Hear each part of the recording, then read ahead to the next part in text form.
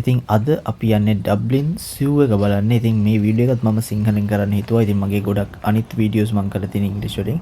ඉතින් පොඩි වෙනසකටත් එක්ක අපි අද සිංහලෙන් වීඩියෝ එක කරමු. ඉතින් අද ගිහින් බලමු මොන වගේ සතුටු දෙන්නේ කියලා.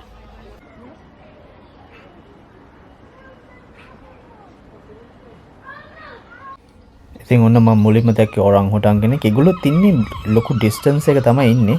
ඒ කියන්නේ මේගොල්ලන්ට දීලා තියෙන ඉඩ එච්චරට ලොකුයි ගස් කොළන් එක්ක. සමහර වඳුරෝ ඉන්නවා මේ පැත්තේ ඉඳන් අනිත් පැත්තට මාරු වෙන්නත් ඒගොල්ලෝ වයර්ස් දාලා තියෙන උඩින්.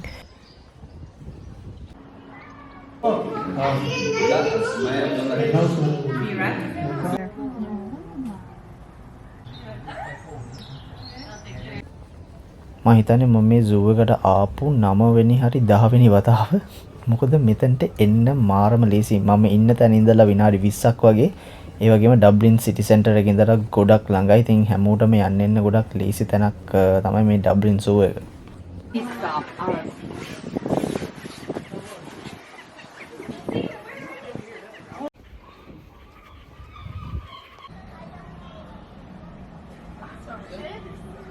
And now we're just gonna lie down for like.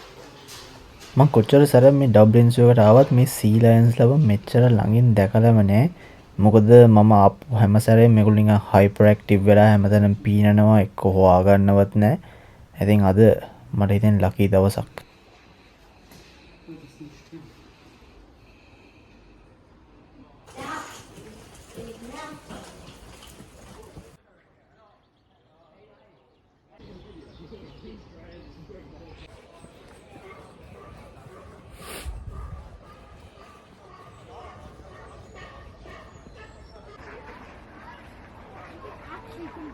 සතුන්ට ඇත්තම කිව්වොත් ගොඩක් ලොකු ඉඩ ප්‍රමාණයක් තියෙනවා අනිත් zoo වලට එක්ක බැලුවම.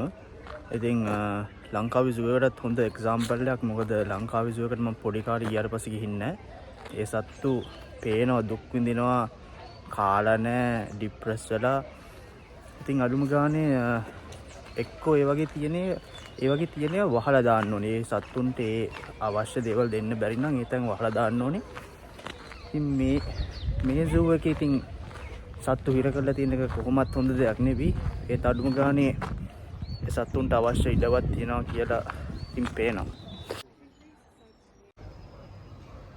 Saying I'm down here and he's very active. She's a bit more shy. So it's him kind of communicating with her. And he could be communicating with these three next door as well. But yeah, his priority should be her.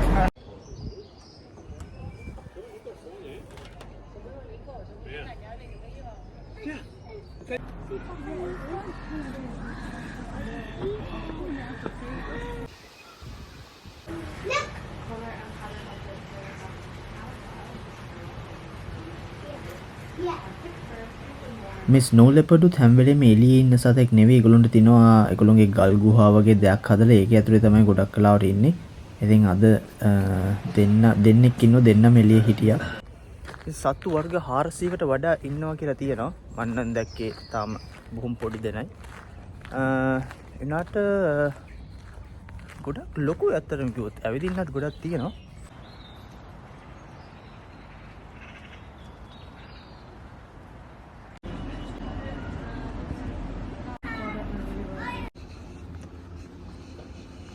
Hello, all volunteers.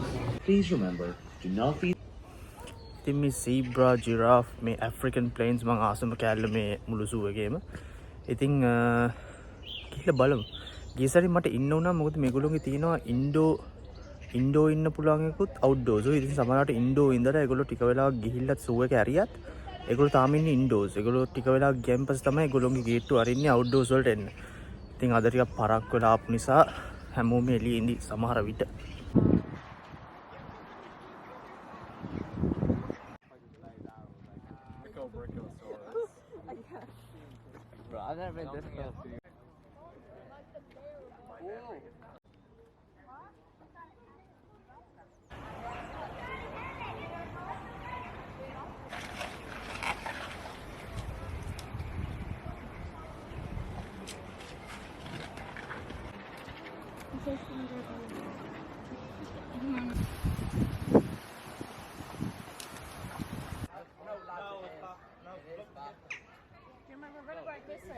ඉතින් සත්තුත් බැලුවා ice cream එකකුත් කාලා සූ එකේ වැඩ ඉවර කරා. ඉතින් සත්තු 400ක් නම් දැක්කේ නෑ. ඒ උනාට සාමාන්‍ය ප්‍රමාණයෙන් එළියේ හිටපු සත්තු ටික දැක්කා.